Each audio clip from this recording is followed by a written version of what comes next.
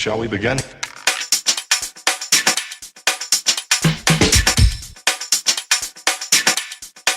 Let's begin now. I've kind of been following your career over the last couple of years and stuff like that, and I've always been, and obviously I know like Ed back home over here the last couple of years, and I've read a lot of Ericsson stuff, and I think as golf coaches we've both probably, well, we always are, aren't you? You're kind of looking to what helps the players, and as you said well in your talk the other day, it's like, especially when you work with high performance players, if you're not providing value and they're not shooting lower scores, you're not going to be kept in employment too long. But I suppose the big piece for me would be when you think about performance, and let's say especially if you think about high performance, what does that like? What does that mean to you? Like, have you created a framework for that in your own head? I think to start with, it's like, it does come back to from that score element, but it's slightly bigger than that as well, because every player has aspirations, no matter what level. If they're in high performance, that to me is from elite amateurs, up really, and they all have aspirations and goals, and it's all different to them. It's not a case of stipulating, this is a goal or this is your goal or whatnot.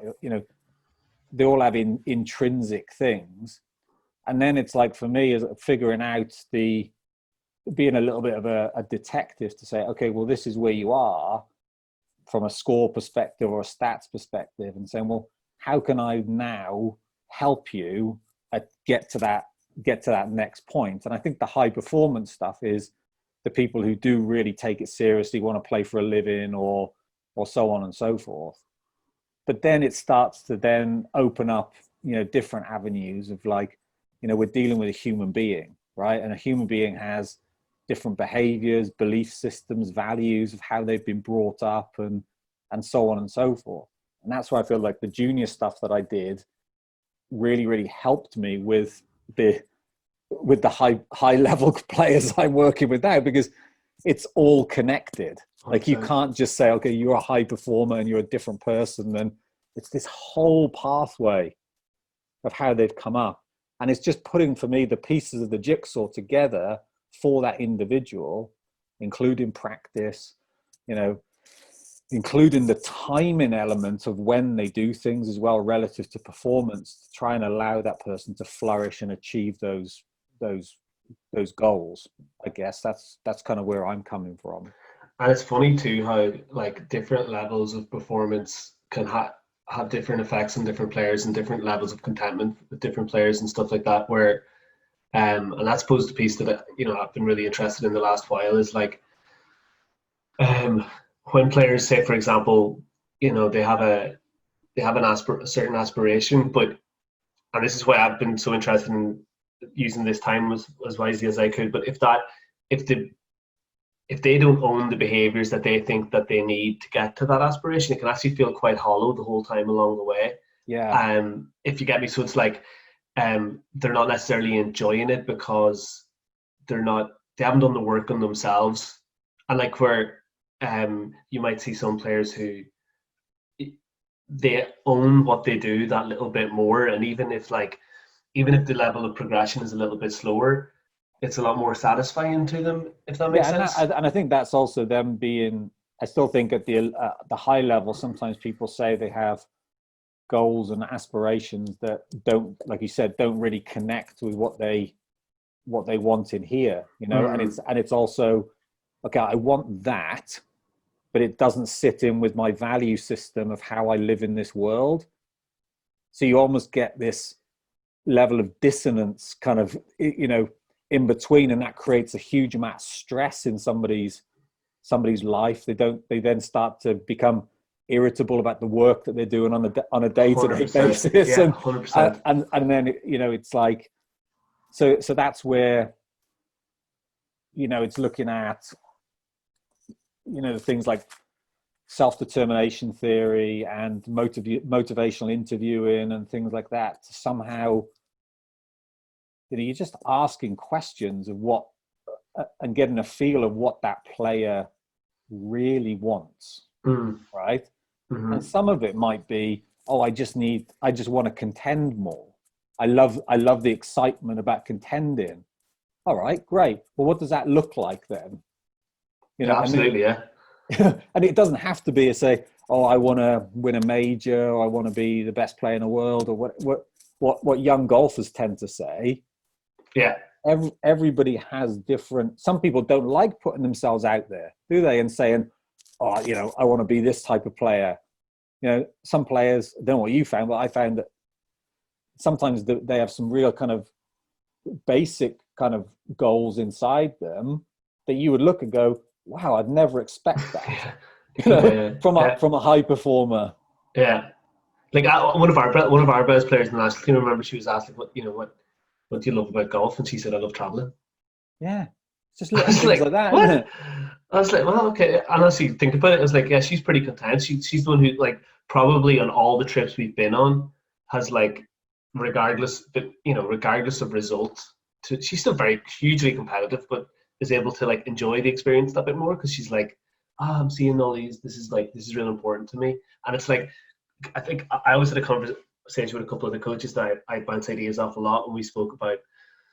I was like a hypothetical question. I was like, imagine you had the opportunity to work with the most talented player the game had ever seen, but the way that they went about their business was completely incompatible with your values and how and the way you like to connect with someone and coach, etc. Would you still go? And they were the only person you could coach for 10 years. Would you do it? And we played. Some would say yeah, but like for me, it was a no. It was a no straight away. Yeah, I've had that situation over the last.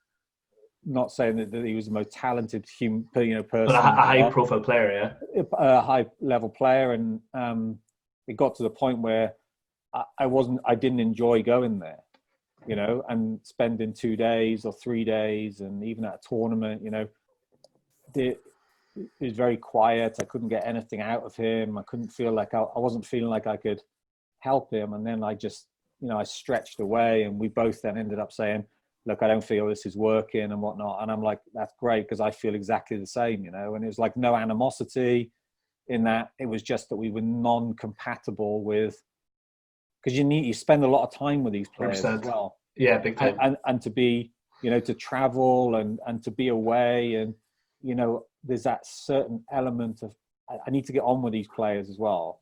In some degree, I need to be able to walk the fairways and chat and just enjoy what you do as well. Oh, big time, yeah. And that brings out better.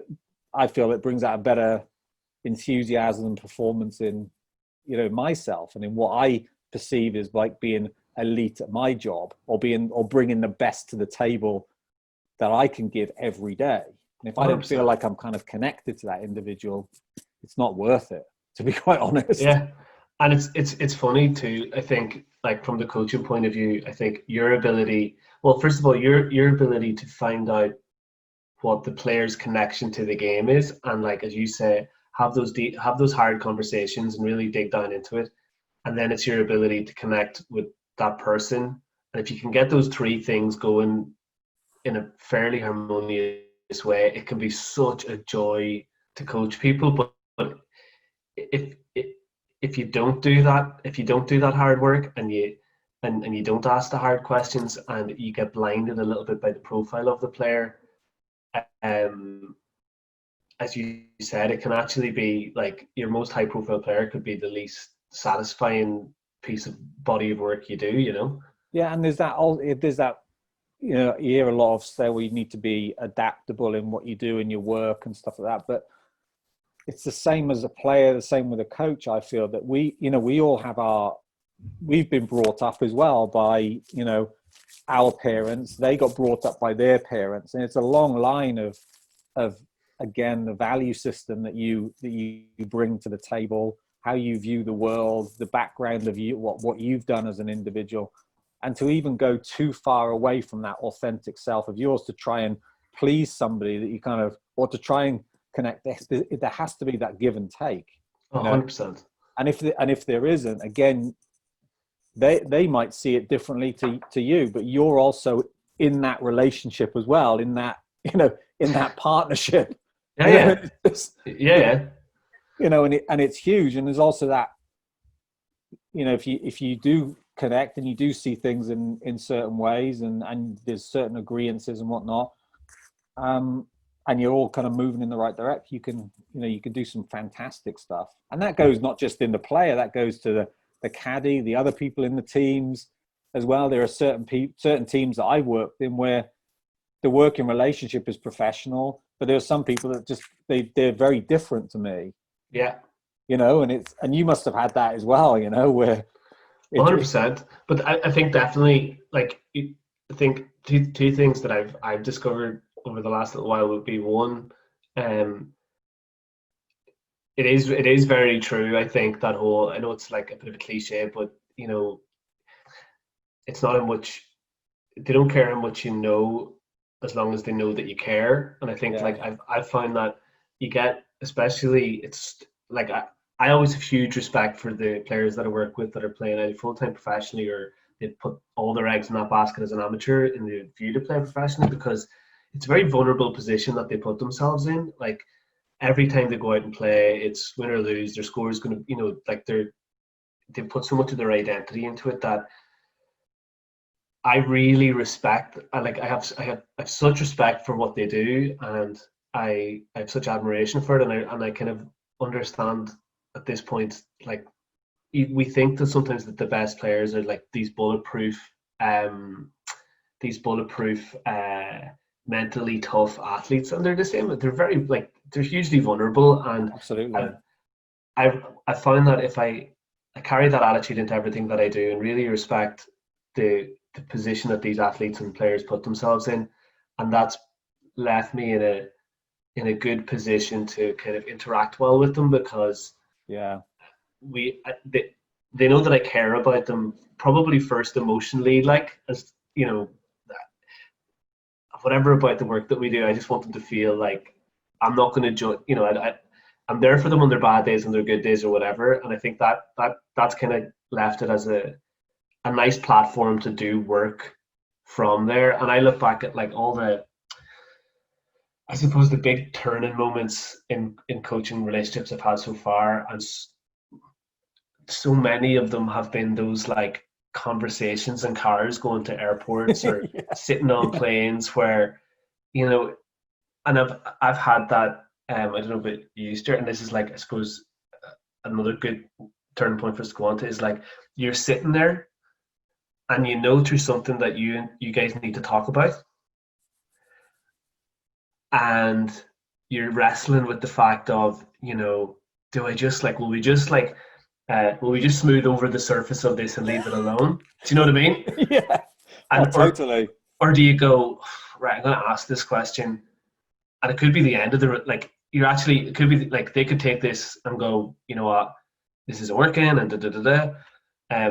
But most of the time, if you're willing to have the hard conversation, you get twice as much back. I remember one having it like going to the airport in America last year. One person had a real tough tournament, and sitting in the car and going like, you know, her behaviors weren't what we all had said we would love to see from that event, Yeah, if that yeah, makes sense. yeah, And she was real down on herself, and she was real down on herself because she knew that they weren't, and she knew she tried and probably failed to deliver on it, and I knew it was clear as day, and I was like, oh, do I just try and make this ride to the airport comfortable, or do we actually have this conversation or not? yeah. And I said fuck it. I was like, right. I was like, how do you feel you did today relative to like blah blah blah blah. We ended up having this really like strong conversation all around. Was she really being herself out there, or was she trying to be somebody that Yeah. could shoot the score that she thinks she needs to shoot? And she went back to being her authentic self and was like, well, that's it. I don't care what I shoot, as long as I'm true to myself for the rest of the year. That's all that matters. And like Yeah. her year went like that.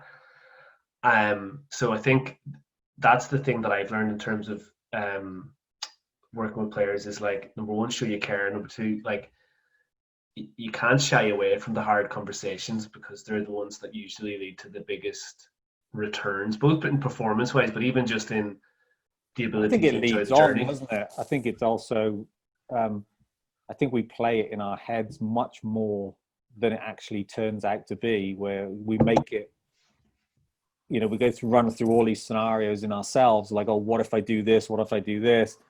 And actually, there's a couple of conversations I've had, like, with people like Dave Allred and stuff like that. And I remember Bob Bowman saying that, you just have to be honest, right? And it's not being honest as in, have your own style. It's not being offensive in any way. It's just, putting the mirror up sometimes.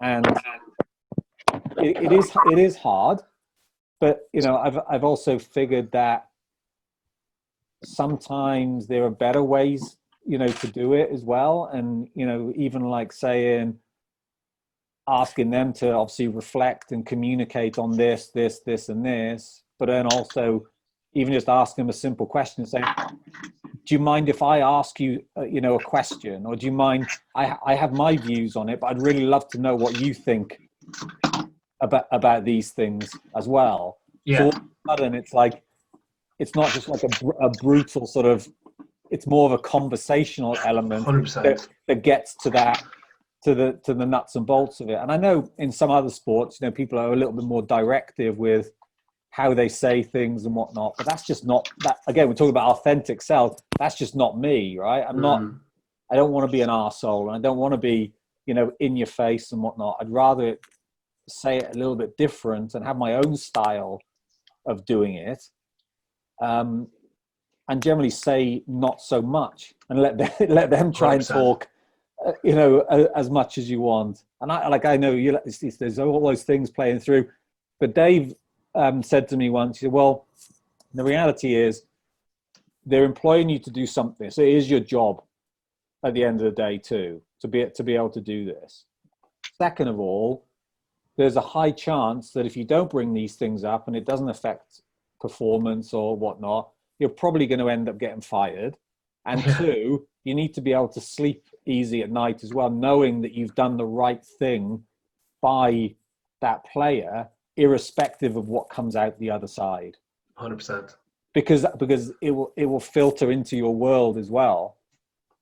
And that's where like I often wonder, and I look at some players' careers, and especially on at the higher levels of our game, where the money is so huge. The money is so huge, and the rewards for both the coaches that are attached to a player that are at the very highest levels is so big. Like, it takes, like you said, it takes a strong character to have those hard conversations.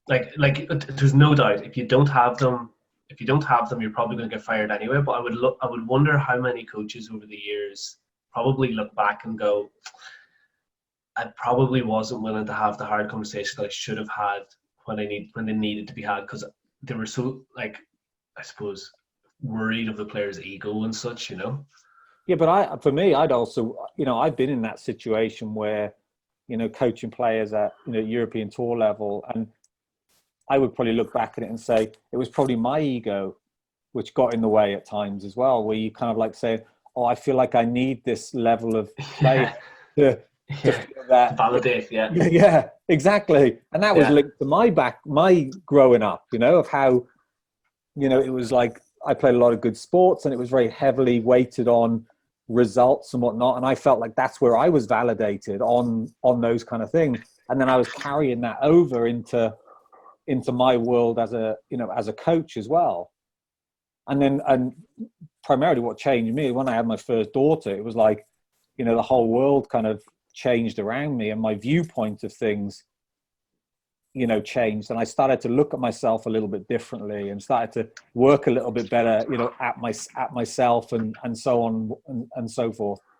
So now it makes me somewhat more of an empathetic kind of coach, and that it's great to teach these players and be part of it, but going to be all right if we don't as well. That's the other thing. It's funny though. I like with the Danish union, I've noticed exactly that. Some of it on the men's team, I can think of three guys who basically got their European tour card within a year of having their first kid.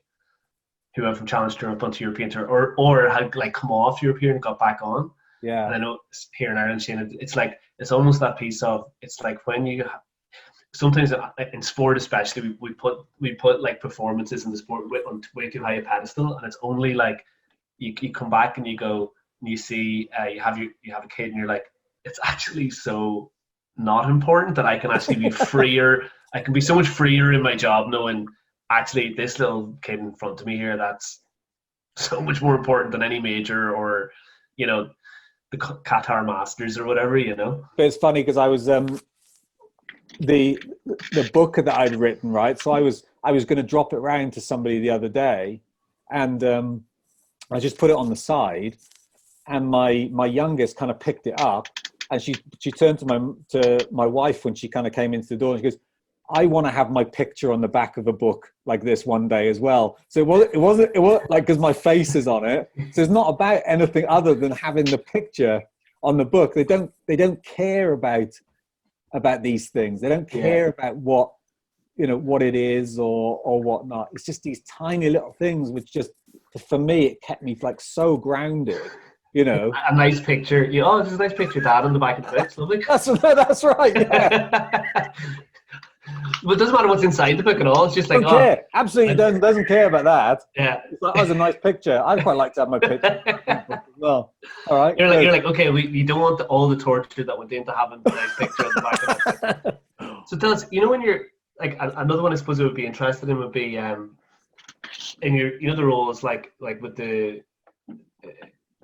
professional team in Switzerland. It's almost like that transition piece of like, high level amateur professional, like how do you bring some of this stuff, or do you bring some of the stuff that we've spoken about into that frame, if you get me? Like, because I think that is really important, especially as players are trying to make that jump, is like, it has to remain obviously a really big part of their vision and stuff, but at the same time, it can't get so big that when you do get out there, you're caught doing this because you're so blinded by the fact that like, oh well, she's over there and she's over there and he's over there. Yeah. You know what I mean? Do you bring a bit of perspective into it, or is it conversational, or what's your take on that?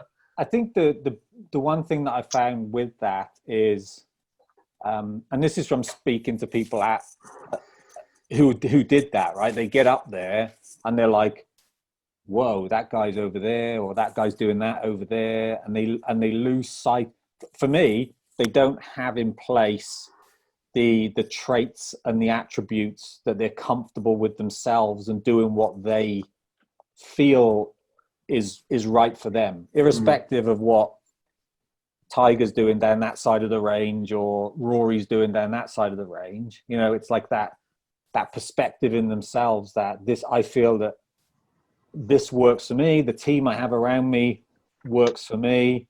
I can kind of quantify that in some ways, but that has to be learned as well. That has to be understood at the lower level and actually be put in place. So when they get, eventually, if they do, hopefully they do get up to that next level, they don't have to so much change what they have. And that's the challenge that I see of like young golfers coming up. They get up there and they think that they have to change everything. Mm-hmm. That just means they haven't done the work, at the lower level, at the challenge tour level or wherever, to be comfortable of, going up there. Like one of my favorite players, and I've got to hang out or speak to him a little bit like this year, especially in Dubai, is Bob McIntyre. I think he's an absolute legend. He's just a class guy, right? And he's just totally happy with who he is, right? Mm-hmm. He wants to play the game in a certain way. Yeah. He doesn't feel he has to kind of change and whatnot. And that's just kind of run through from like playing, Walker Cup to Challenge Tour to moving up. And I think that's something that he probably hasn't learned it from an explicit standpoint. It's just being who he is, right? Yeah. And he's probably blessed. The fact that he is that little bit different, like he's already a left-hander, so it's one thing, but like, he almost had to have that belief in himself from the start. It was like, you know what, I swing it a little bit different, I look a little bit different. If I don't believe in what I do, then what's the point? some of the guys that actually probably look a little bit more textbook and a little bit more orthodox might have to work on that a wee bit harder than the likes of Robert did, you know. And the thing I liked as well with what he did, sorry Josh, he kept the same caddy as well. That when he's actually an Irish dude, but he kept the same caddy that when he moved from Challenge Tour up to Main Tour, and they were like growing together. Yes, and I really love that. Whereas you see some guys get up there and like, oh, I need to hire a tour caddy, and you're like, yeah, but you've been on Challenge Tour with this guy for your whole year or whatever it's been. Mm-hmm. You know, you're working together, and you know, with how the books are nowadays and the information we get on like strategy and whatnot, I'm potentially swaying towards players getting a friend and educating a friend on the caddying element at the kind of the highest level, you know, and finding out what that player or the player and the team around saying, this is what I require from a caddy. This is a baseline. If you want to do more than that and you want to learn about, you know, weather and wind or topography of like course design and whatnot, that's great. But these are the core elements that I require. And then all of a sudden you have that component of like being a friend, knowing somebody for a long period of time, know how they intrinsically work. You can say the right things at the right time. I think that has a massive amount of value to it. When I look at the caddy-player relationship, I always say this. I was a couple of players I work with that always struggle to keep caddies for a long period of time. And I was like, think about it. It was like, you're taking this person that you barely know and you're bringing them along with you into the most highly charged, most vulnerable environment that you're in. And you're expecting them to know exactly what to say and when to say it when you're at your most highly emotionally charged. Yeah. And if they get it slightly wrong or they say the wrong thing, now all of a sudden, you know, you have no trust in them anyway because you don't know them. Absolutely. So like, I 100% agree. I think like the getting the numbers right piece and stuff like that, it's really important in the strategy thing, but I think it's a skill that can be learned in a relatively and a player can, I'm not being funny, a player can do that themselves. Like exactly. They don't necessarily need. They've done it their whole amateur career. They've got yardages. They figured out strategy their whole amateur career. But what's really important is like that when you're in, and that's why like some of the best like players have had like long-term caddy relationships, is like somebody that when you're at your most vulnerable, you can trust either to say what you need to say to them or for them to say the right thing back to you. And then you can like, you know, and it's almost like a safety blanket you can wrap around yourself for when you absolutely like, you need to press the go button. But so EQ would be the most important thing for me. Yeah, 100%. If you would nearly want, if before I would take on a caddy, I would nearly make or want the player to bring the caddy on a 2-week training camp and just live in the house with them for 2 weeks. Okay, get to know them, have you a couple of rows, get them out of the way. Yeah.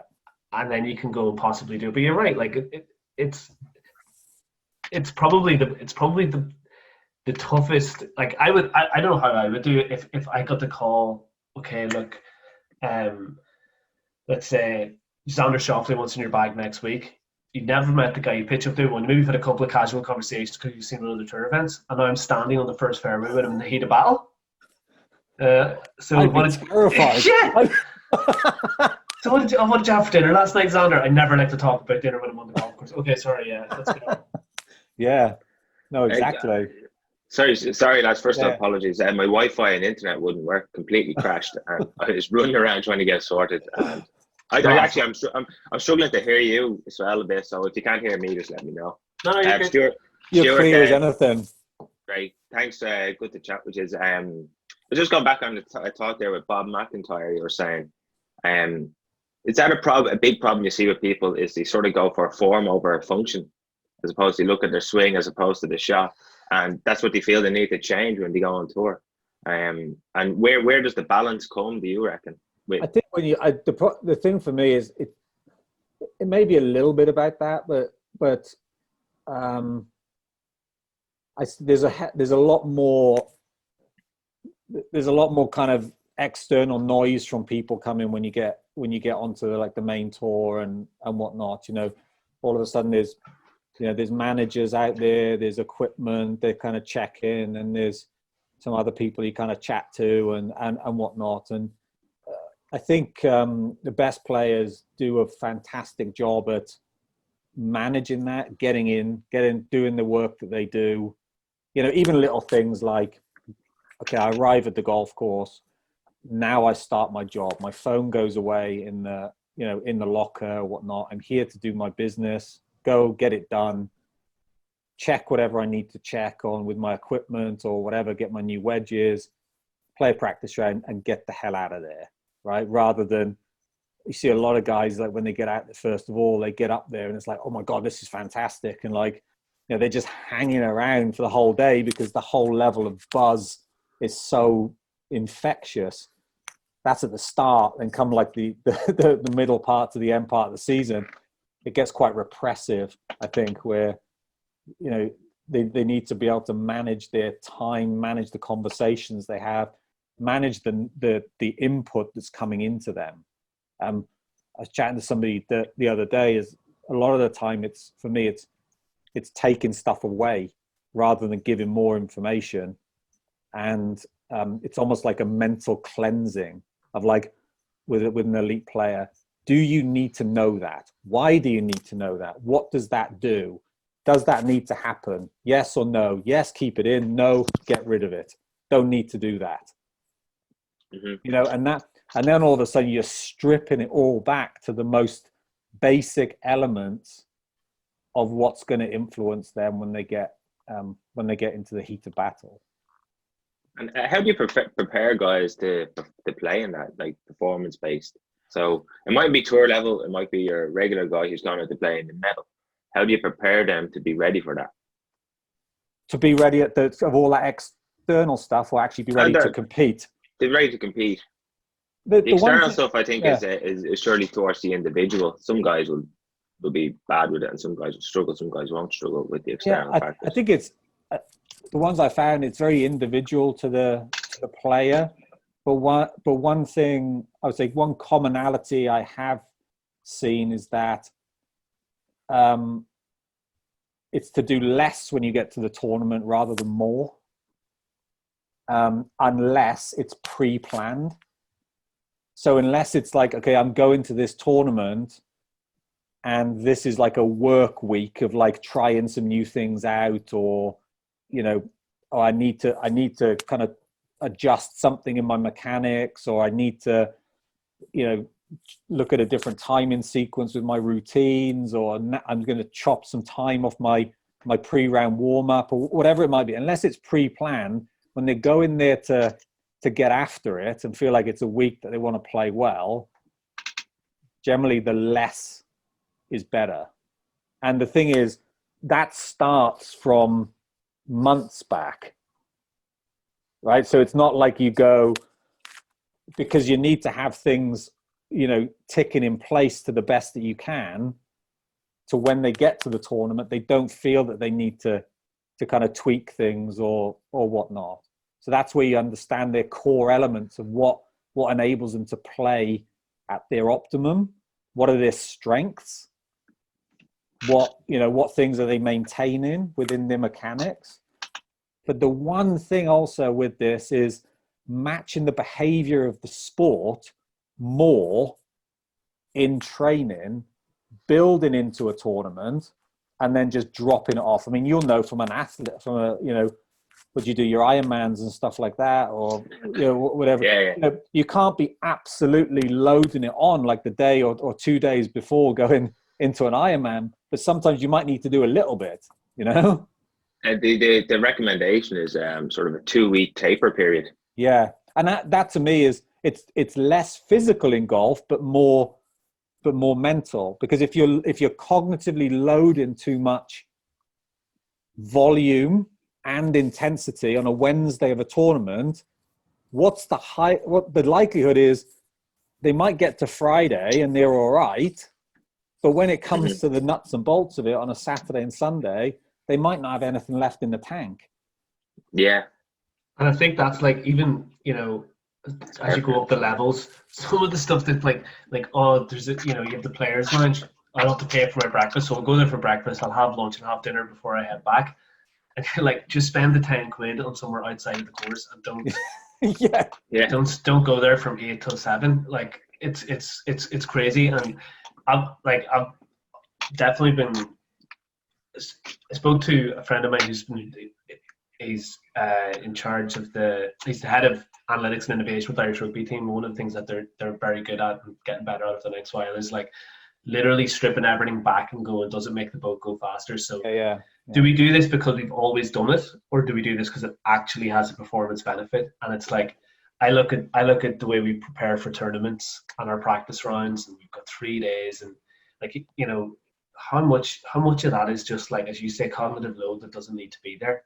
You know, like tee shots. Okay, tee shots are important because you're going to, for the most part, you're going to be able to hit that.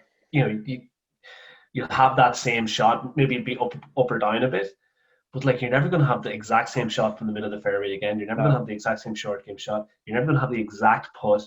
But yeah, we spend hours and hours out there on the golf course, toiling. Yeah. Tuesday, but this is to me why I feel that the players, they don't always look at it this way, but I feel that the players who can play a pro-am on a Wednesday have a benefit if they use it properly, because the volume isn't there, so that you can get caught up in like over practicing with players on a Wednesday because they can't get out on the golf course.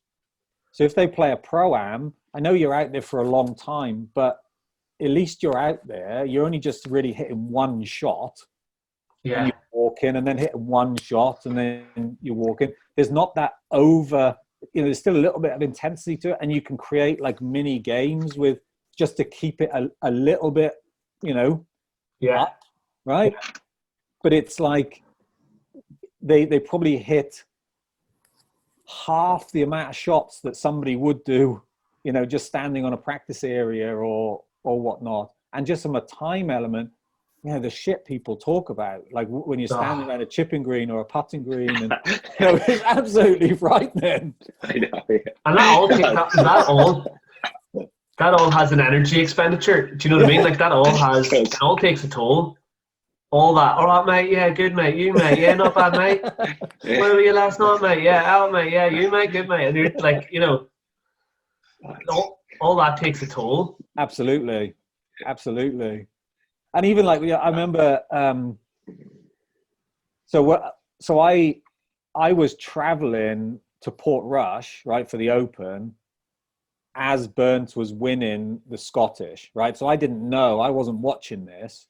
So he just finished second in the Irish to get into the Open. He then won the Scottish as I was like driving up from Dublin to Portrush. So I get to the house and whatnot, and I'm thinking, holy crap, like how am I going to help him right now when he arrives here to be able to even get through this Open Championship? Because the amount that it takes out of you, not just winning the week before, but to finish second, to being in contention for 2 weeks. So he wanted to go there on the Monday, right? Because you arrive and you kind of want to go there and you see the guys in the trucks and just get acclimatized and whatnot. So the goal for that week was, if I let him completely crash down and totally rest, we may not get back up because it's just so mentally tiring. So we had to keep him like a little bit like, okay, I'm just going to run a thoroughbred racehorse just a little bit. And then on the Wednesday, we did a little bit in the morning, had a look at a couple of tee shots, but it was lashing down with rain.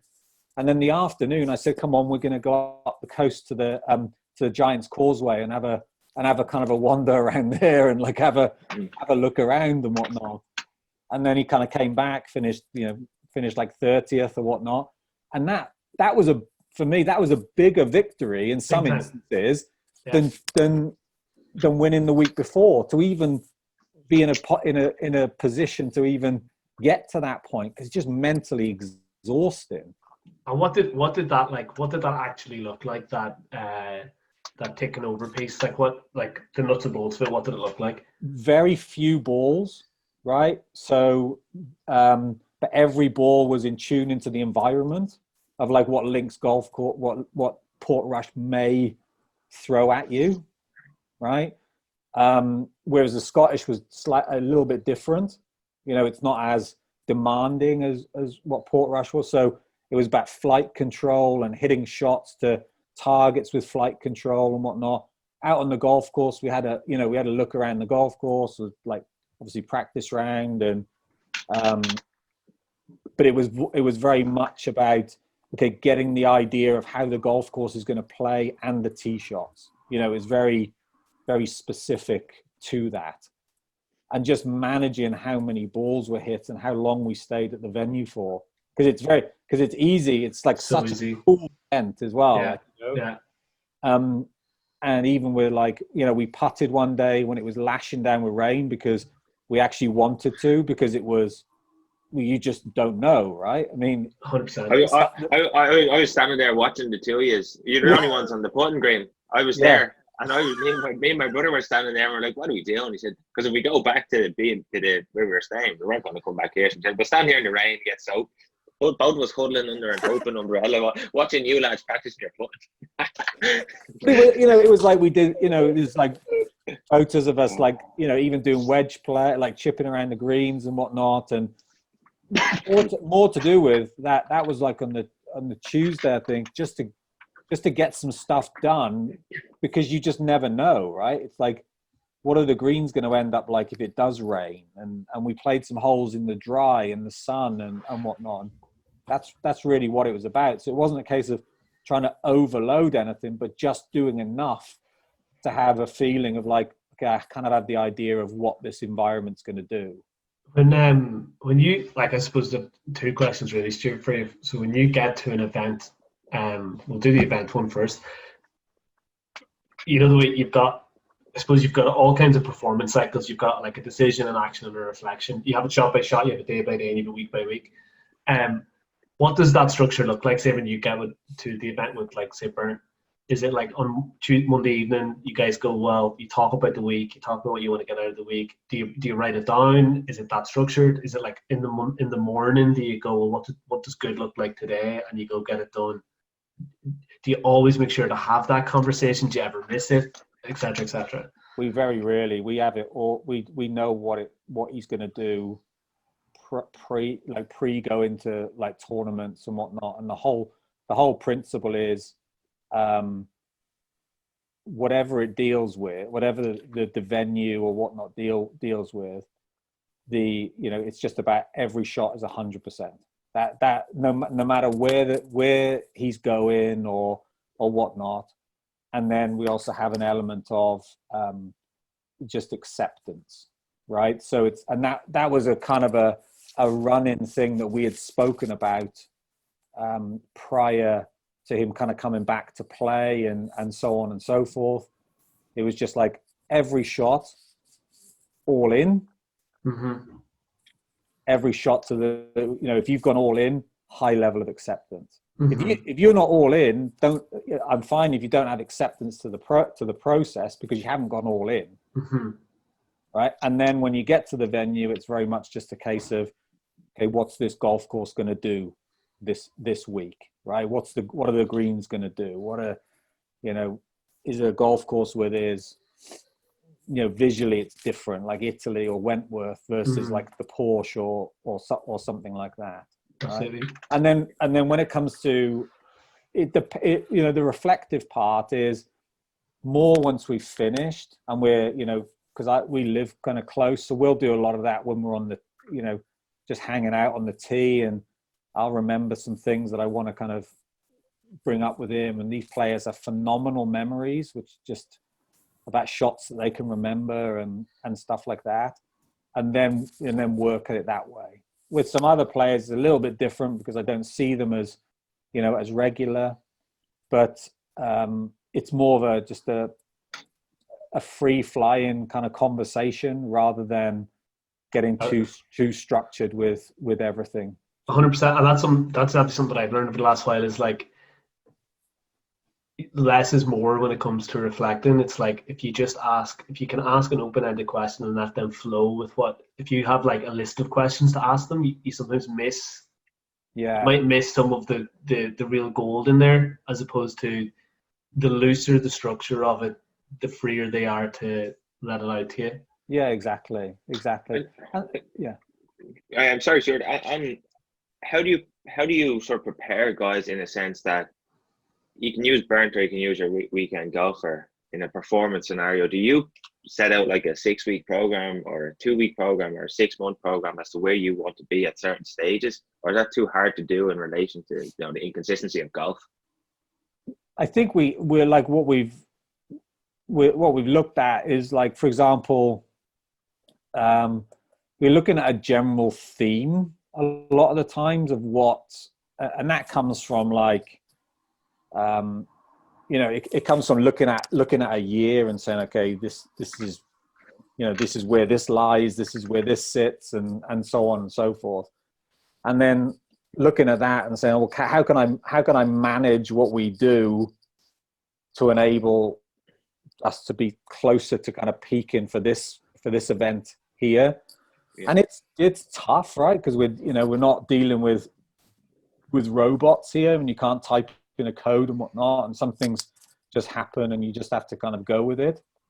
But also it's like looking at the start of the year, and let's say you get stuff from the previous year and you go, okay, this is where you are, this is where you want to go. Okay, what are the elements that you feel are kind of missing? What are the strengths that you have that we need to to stay on top of, and then keep the processes as they are, right? I mean, for me there's less about for me these blocks and whatnot, as opposed to the behavior more often. Because if we look at like Daniel Kahneman's work done on how difficult it is to change a behavior, then the principle behind that is the more we can adopt the behavior of what they're going to have in a tournament environment, the less it changes. It's just like you go there and you do. Does that make sense? Because it does.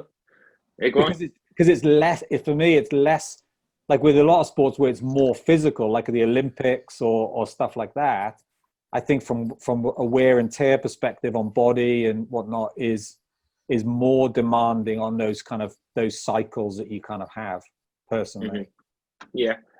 With regards to high level players, though, more often than not, they can play a lot of shots, if not a wide variety of shots. So in a performance scenario, to make it, if you're training them for intensity, how would you train a player who can pretty much hit, a lot of shots on command, to have that intensity level in his practice sessions? For me, any level of intensity comes from score with an elite player. Like they're all in tuned into like they're wired to score, right? And this is where I've had these conversations beforehand with some people that say process is key and whatnot, and being present and grounded and whatnot when they're hitting the shots, but they're still wired for what the score is of what they think that they can get out of that golf course on that day, and that's a future prediction, right? Yeah. So it's like, yes, you want them to hit the shot but the other thing, like they're hitting shots to still primarily trying to predict what they want to happen, which is also a future, bringing it back into the present. But if you can, for me, from a performance standpoint, is one, everything needs to connect, right? So if you connect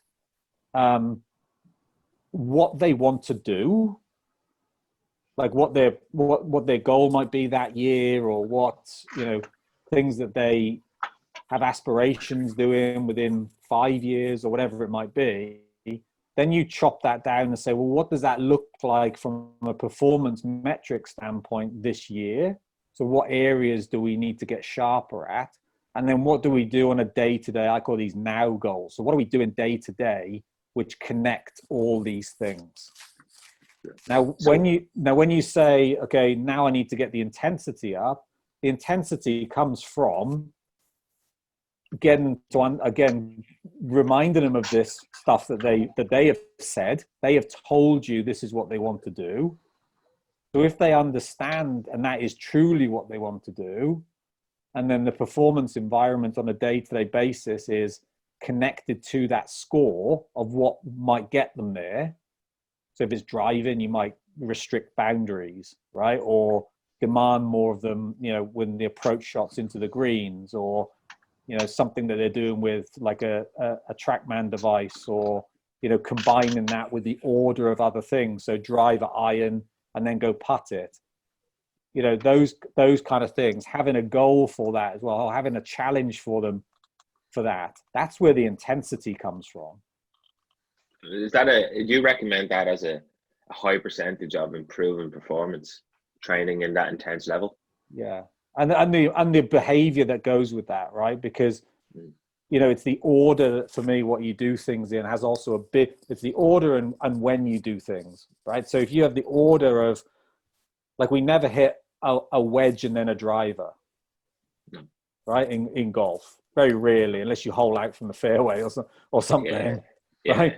So it's like, well, again, looking at the behavior element, it's like, well, what does golf tell us? What does the environment that you want to go into and perform at your highest level, what does that tell us? And how often are we matching that? How often are we making sure that, you know, people have said to me, what skill? And I say, well, people are sometimes to segment skills too much. Right? Skill is, you know, having a relatively, being able to predict what you're capable of with that task. But that also couples the routines you go through, your attentional focus on things. You know, that's all linked to the skill, and that's all linked to the behavior of the game. Mm-hmm. So the more you can keep it all coupled, for me, or all together, the higher probability, I'm not saying for everybody, but the higher probability that when they get to tournaments, it's like, I just do this anyway. It's not anything different. And if I can make the golf course maybe a little bit more demanding at times, or, you know, stretch it out a little bit, or whatever it might be, the tournament golf course should yield something that's a little bit easier than what you've done in training. I know Darren Clark used to never hit a perfect live bunker shot before he played a tournament. Well, in the early part of his career, he used to plug the ball. Right. He used to put it above his feet down. So then when he went out and had a straightforward bunker shot, it would seem pretty easy. Yeah, very similar thing, right? Yeah. A similar thing would be, you know, I did this once. I don't know why I never did it again, but I practiced my bunker shots with like a 5 and a 6 iron.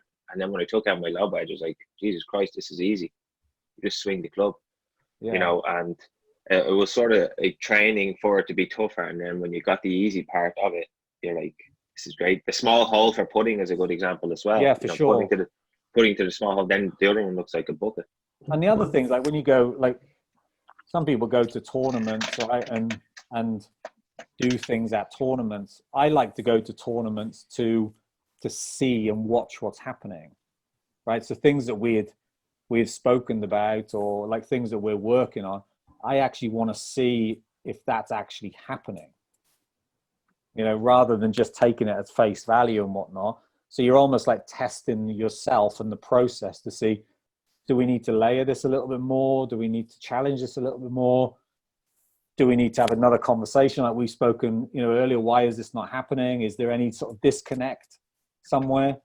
And then just figuring out if there is something that we've been working on and you do see it, that's fantastic, you know, and you basically layer onto the good stuff that you've seen as well, because then they're going to want to do more of it. I think one of the things you said there, Stuart, and I think this is like so important, and I'd just be interested to get your views on it, is, you know, with all, you know, process and staying present and like, you know, it is so important, but, you know, it's almost like we've vilified the score, and we've vilified it, you know what I mean? We've made a villain out of wanting to shoot a score, and try and have a process without having some like worthy goal or vision for what you're trying to achieve. It just won't happen. It'll fall to pieces. Like the very fact that you have a process is to deliver something ultimately that you're willing to work towards. And I think, like, if you look at evolution, you know, it took something from the sea to have the balls to crawl out of the sea, for the fact that we all live in land now, and we're never at our we're never happier than when we're like, like working and striving towards like a goal that we feel is worthy of ourselves. And that can be on a day-to-day basis, shooting 65 instead of 69.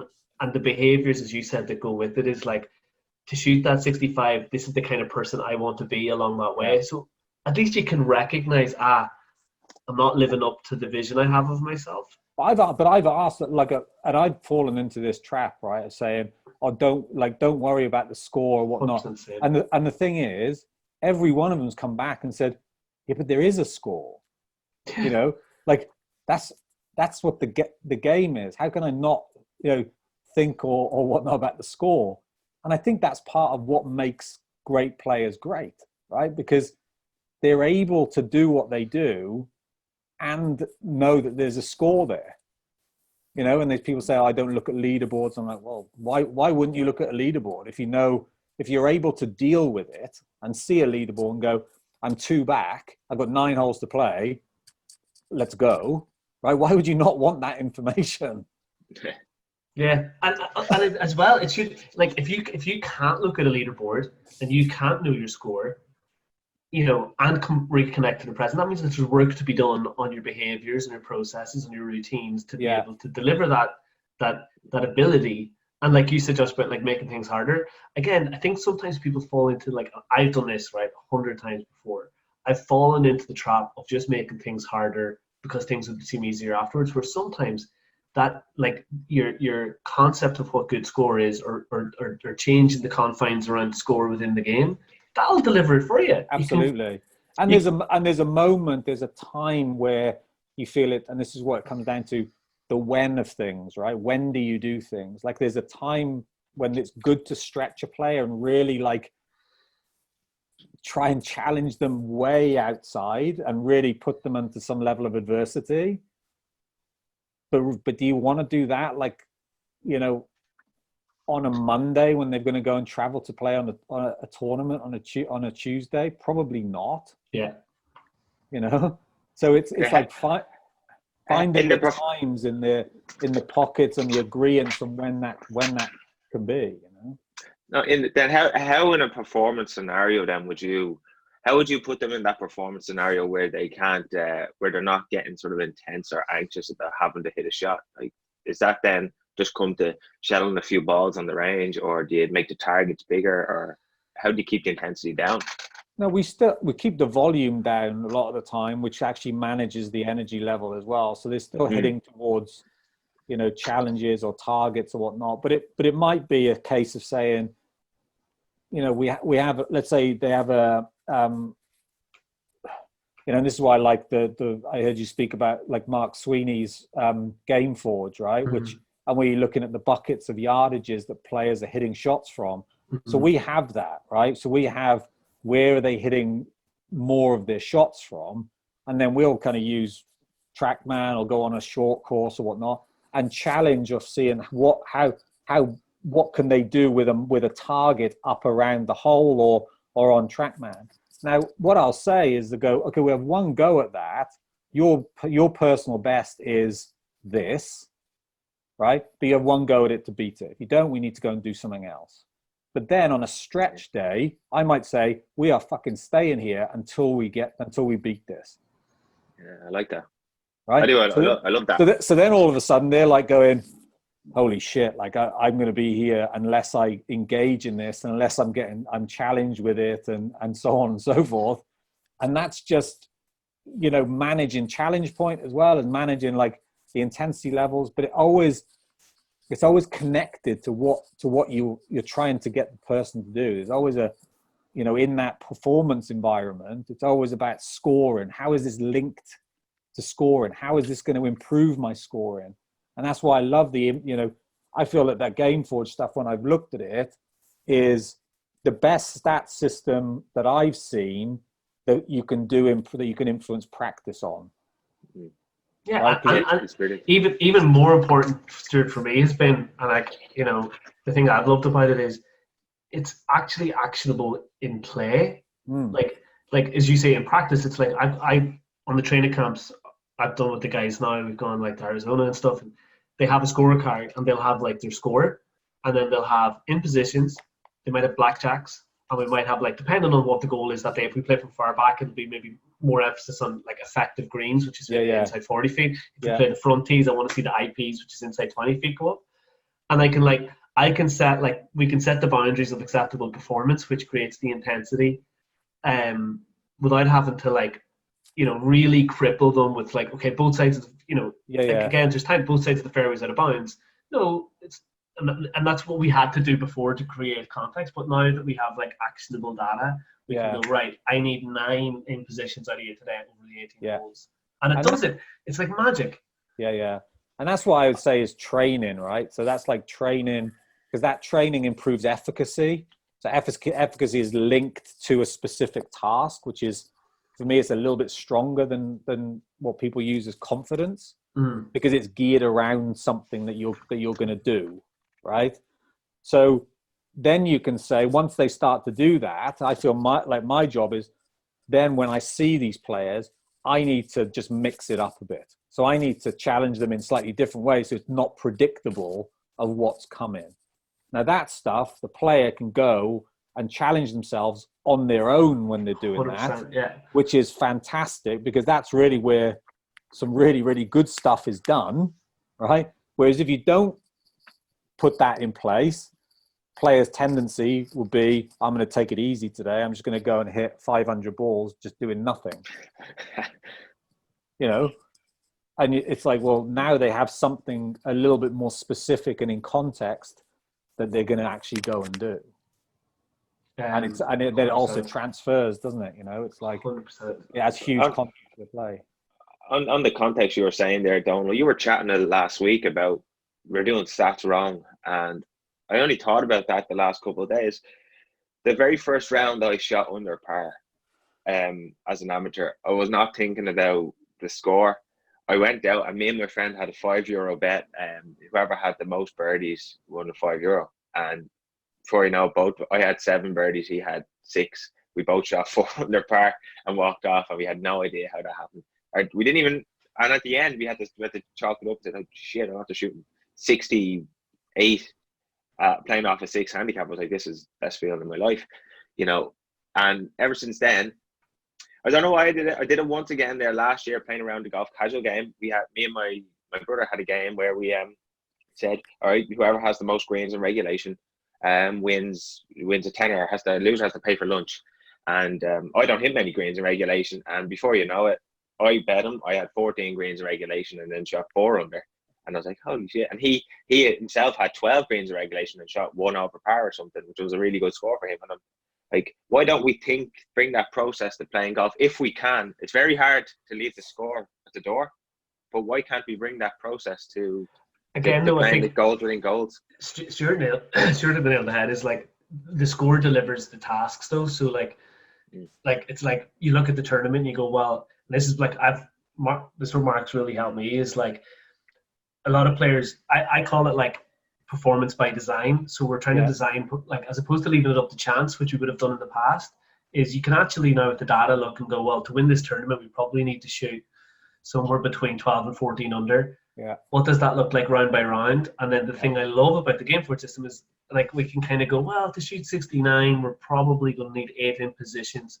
It might be a case of at a US Open, it could be like effective greens is going to be the key here, and you can design the tasks based on the score that you're looking to shoot to deliver the ultimate result. But I'm interested to hear Stuart's thoughts. We talked about this like recently about you know, we did a US Open kind of style task where, you know, par is always good at the US Open. It's, you know, we titled it things you've never done before, right? So again, add in some sort of scenario to what we're doing. And we said, right, you're leading, you have to shoot level par for the last 9 and you win the US Open. But you know, at the US Open, if you hit it in the rough, you're probably going to have to chunk it up the fairway somewhere and get it as close to the green as you can. So we did that. And then we also stretched it back, right? So looking at wing foot as an example, you know, you're going to be hitting a lot of 7, 6, 5 irons into greens. So then you kind of couple that with, well, what are you doing up on the green, where if you hit it in you know, it's like more middle of the green type of type of skill than it is, you know, just trying to flag it like all day. And once you kind of put that together, you know, what that would like, and, you know, my feedback comes from somebody who's actually played in the US Open, and he goes, you know what, that felt like it today. That felt like how a US Open would kind of be set up lengthwise, the demands of like pitching out, so you have to get it up and down with your wedges and stuff like that. Now that would be completely different. Like when we looked at, or when I looked at I went through all his yardage books for Augusta, of when he's played there, looked at all the numbers again of what kind of clubs he's had into the green, not that demanding off the tee, but you need to be able to shape some shots. So what's gonna enable that? Par 5 scoring around there is massive, especially, you know, how you play 13 and 15 for that week. So we looked at that as well. And then we built the tasks around being prepared for that. So unfortunately, you know, with this coming in, Augusta didn't happen at that time of year. Like we were all scheduled to go to a venue that I knew in South Carolina that have greens going at 14 on the stimp. We could hit a lot of the shots that we needed to hit to give us the best probability of playing that venue in the best that you can. So like you said, that's what's yielding the practice that you're putting in. And you know, unless the weather does something funky, what sort of score is going to win around there. It's the same as a US Open. So it's like working back from that. And that's why I feel that that stats system kind of does really, really well. And I think in general, like you've done an unbelievable job with this, and I think people are tuning into this. I know I'm working harder on it than I probably have over the course of my career. Is like, and looking at the demands of the performance environment that the player is going to face, and then basing the training around handling those demands, whether that be like on the golf course or the behaviors necessary to deal with what's going to be, and I love the way you described like getting to it, and it's like you're there in an observational capacity. Like I have 100% made this mistake going to a tournament with a player. And I'm feeling. I think we all have, right? I mean, I feel like I needed to justify my existence by like, we're going to work, and then the player's spent, as opposed to like, you know, we should really be going to those performance events and treating it as a performance.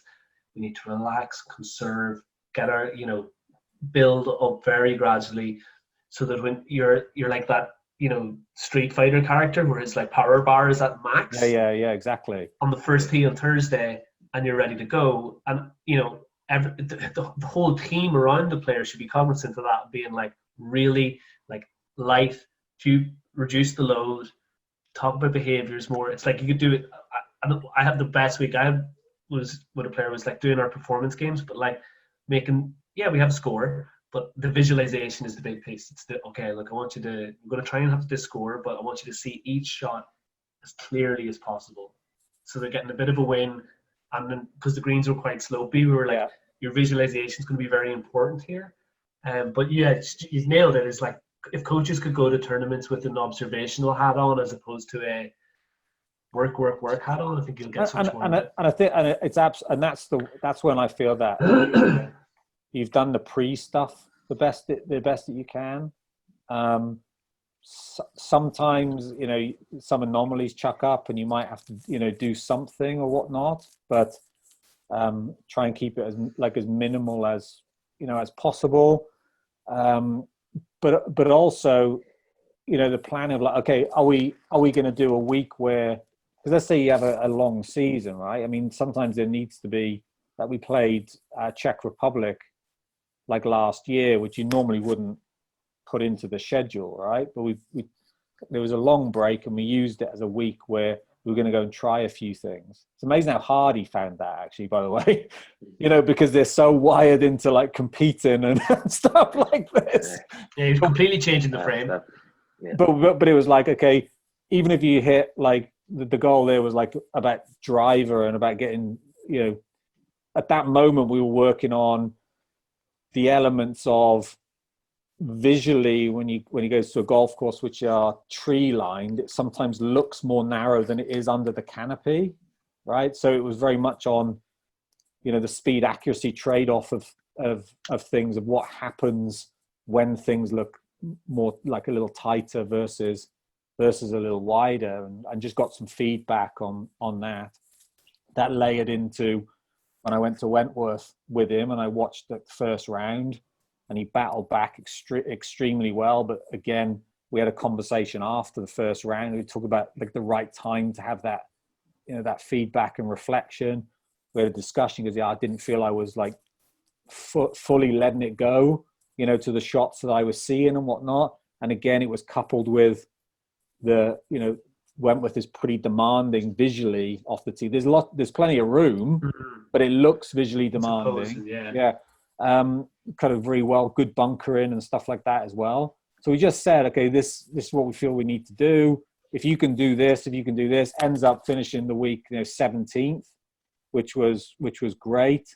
And again, then Italy, when he won in Italy, it was again similar golf course, right? And he stands on the penultimate hole at 17.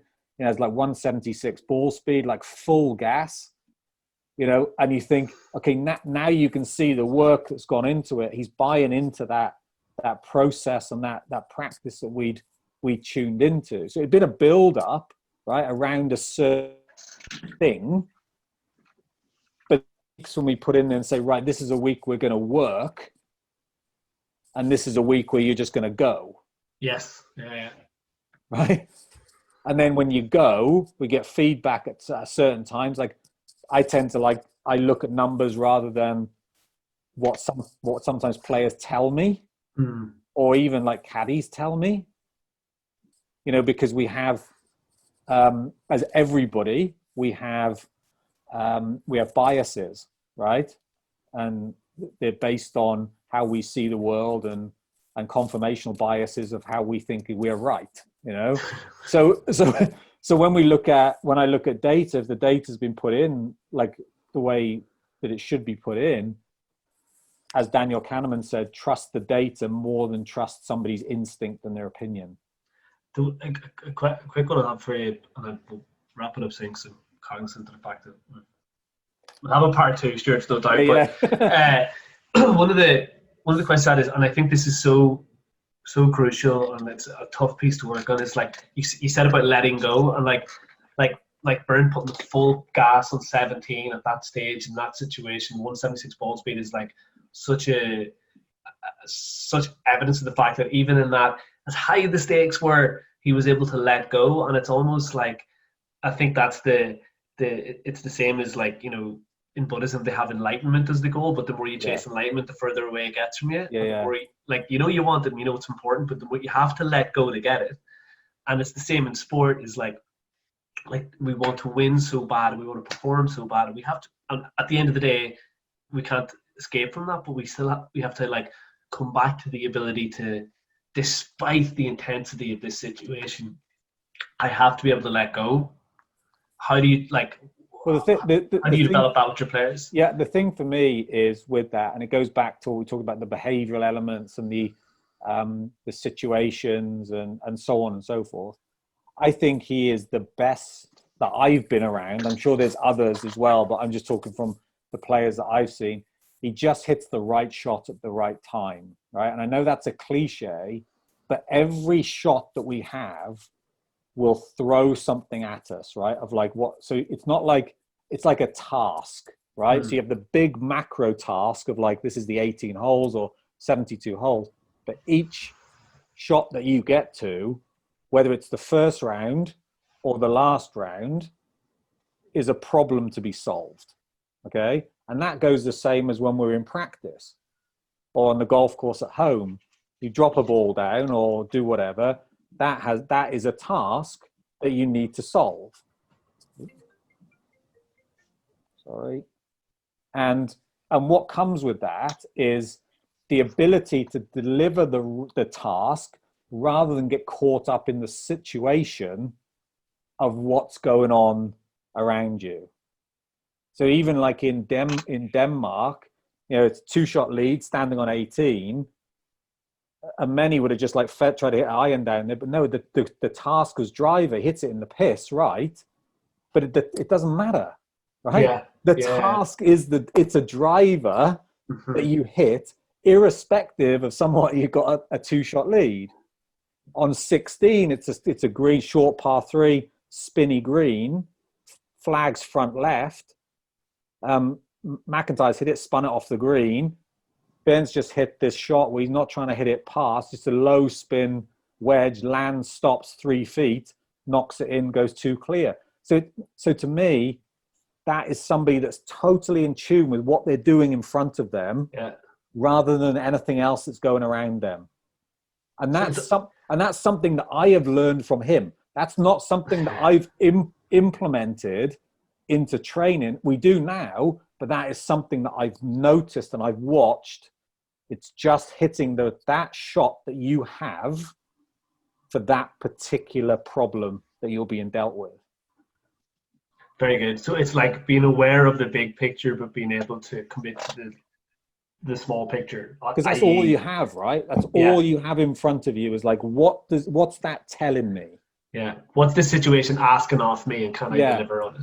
And then you have that thing where, when you have that, we were saying about good players, they have multitude of ways of solving that problem.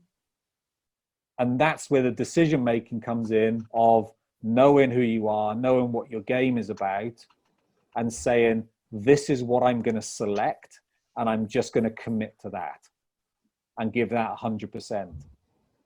But that's also a behavior that you need. For me, it's imprinting that into a practice environment, as well as, even in a practice round, right? I don't see enough players hitting shots in practice rounds that are 100% in tune with what they're going to do on a tournament day.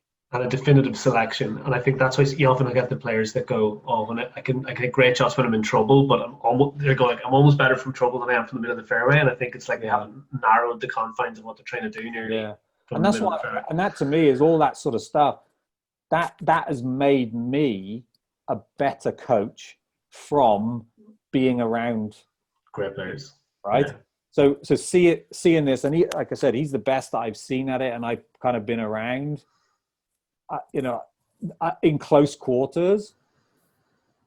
And that to me is then, I can then look at that, see how it is, talk about it, understand it. And then with other players, I can then try and frame it so they can understand it, not do what Bernd Wiesberger is doing, but do how they put that onto it. Like, how do they make sense of that?